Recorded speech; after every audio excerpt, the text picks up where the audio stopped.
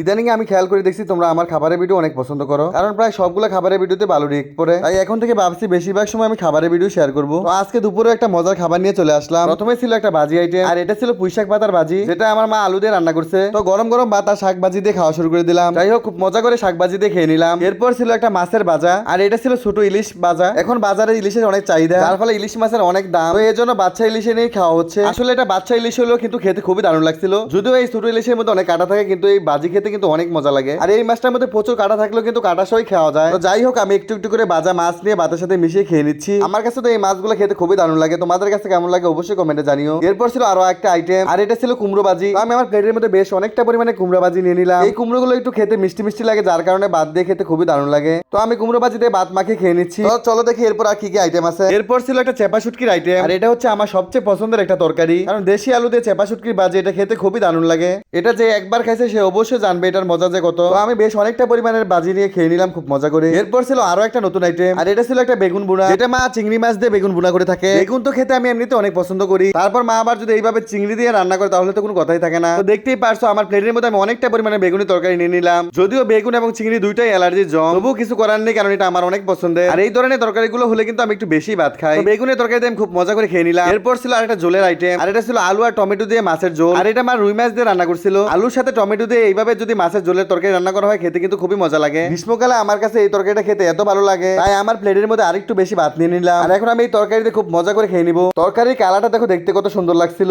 খেতেও কিন্তু খুবই মজা লাগছে। তো আলু দিয়ে টমেটোর এই তরকারিটা আমি খুব মজা করে খেয়ে নিলাম। আমার কাছে তো সবগুলো তরকারি দিয়ে খেতে খুবই ভালো লাগছিল। তোমাদের কাছে আমার এই ভিডিওগুলো কেমন লাগে অবশ্যই কমেন্টে জানিও। তো আজ এই পর্যন্ত, দেখা হবে তোমাদের সাথে নতুন কোনো দিন নতুন কোনো ভিডিওতে। সে পর্যন্ত সবাই ভালো থেকো, আল্লাহ হাফেজ।